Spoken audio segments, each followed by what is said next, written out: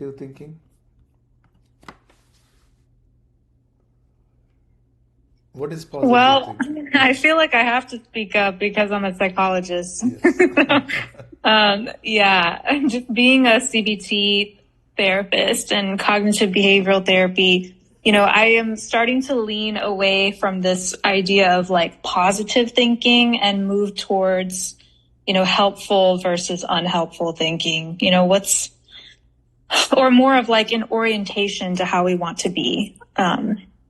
Because what we would say is that like no thoughts are good or bad per se. Like all thought is just sensation.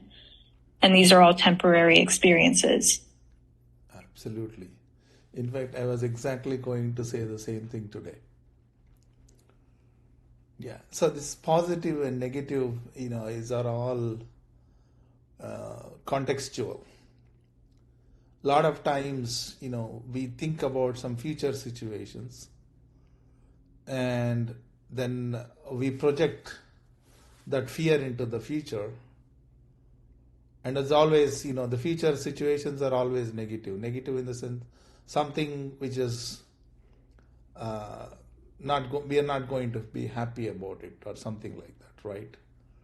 And then we project things, and then we want to make it positive, and we are already thinking negative. So my theory has been, you cannot have a positive thinking without a negative backing it. It's like the magnet, two poles of the magnet, a north pole and a south pole. The magnet cannot exist without the south and the north pole, right? So that's why the positive thinking is not, there's nothing called a positive thinking, if you ask me. Like Alicia, said it very well. We have to,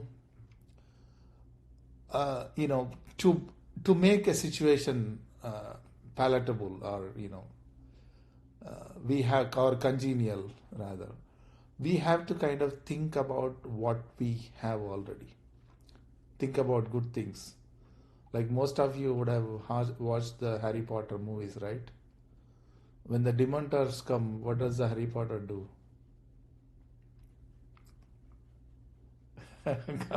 I love Harry Potter. So he starts to think of like a happy memory, something that'll make them go away. Exactly. Happy memories.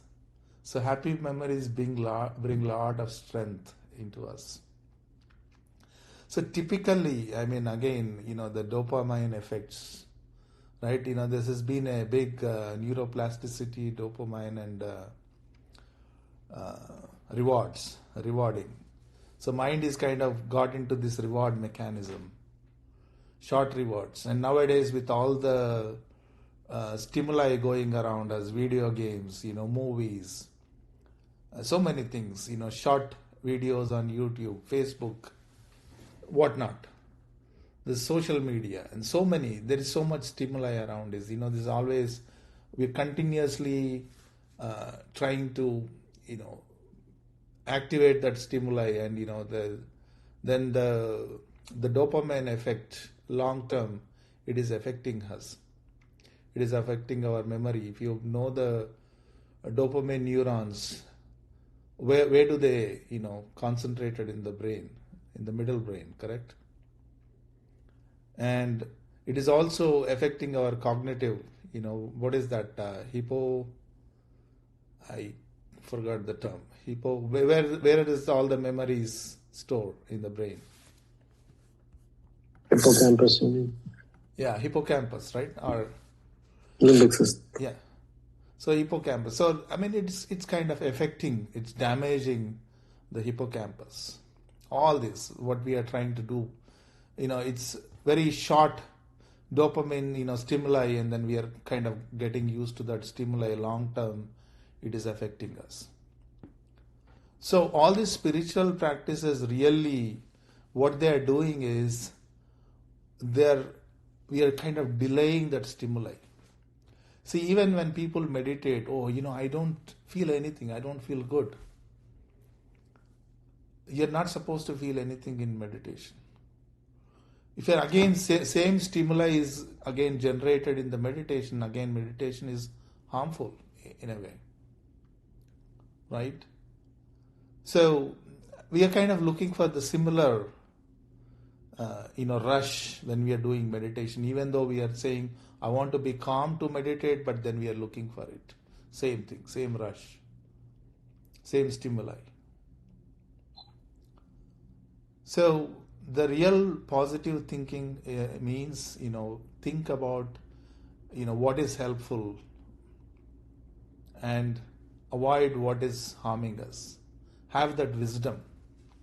There is a statement in, Bhagavad Gita. Now because of the Oppenheimer, Bhagavad Gita is getting a lot of discussion on the channels, right? In Bhagavad Gita, the Krishna, the teacher of the Gita, talks about the Sthita Prajna. Sthita means situated. Prajna means situated in wisdom. In fact, my younger one, now he's 7th grade, but when he was in 4th grade, he asked me this question. We talk about intelligence. The brain has intelligence. We talk about all the emotions. But what is wisdom? Where is wisdom? He asked me. Anyone wants to take that question? Wisdom, what is wisdom?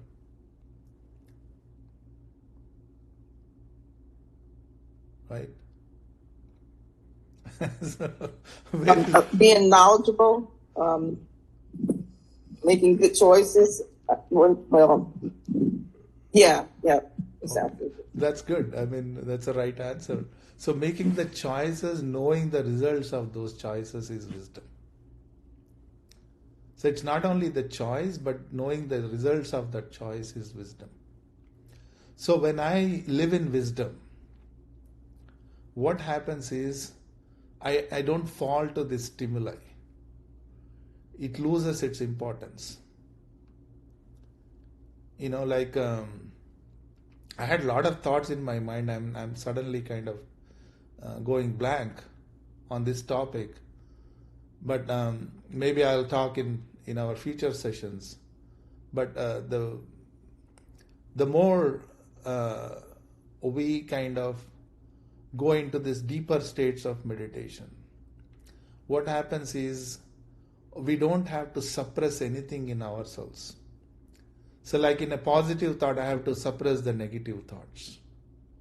In order to avoid a future situation, we are already saying that situation should never happen. We are trying to suppress it.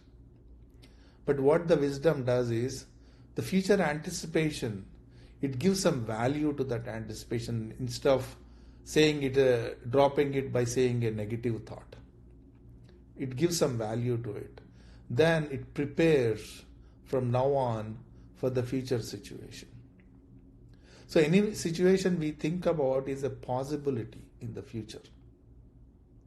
It's neither negative nor positive. We're thinking about certain possibilities. Then how do we avoid it? The mind is always thinking how to avoid it. So instead of stressing ourselves or instead of suppressing that thought, if I can mold myself to face that situation, plan my situation, plan my current status, and think about what I have, what strengths I have, think about what non-strengths, or what you should say, weak points I have. So not focus on the weak points, but focus on my strengths so that I can mold my life in certain way. That is wisdom. That's also a choice. So positive thinking really, in a true sense, is wisdom. So the wisdom knows these are my actions and these will be my results. If these are my choices, these will be my results. But there are a lot of things we cannot avoid in life. Not everything is in our control. So the wisdom says, okay, now this is not in your control, so accept whatever happens.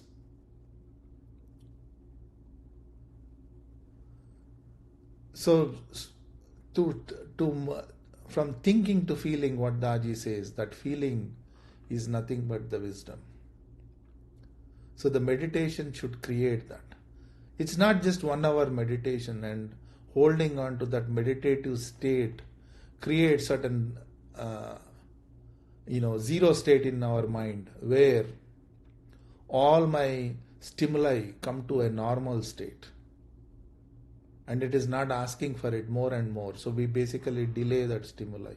By delaying it, the neuroplasticity in the brain improves, and the results are exponential, right? So we have to, that is the gist of holding on to the state of meditation is very important. It's not meditation. I must carry that meditation forward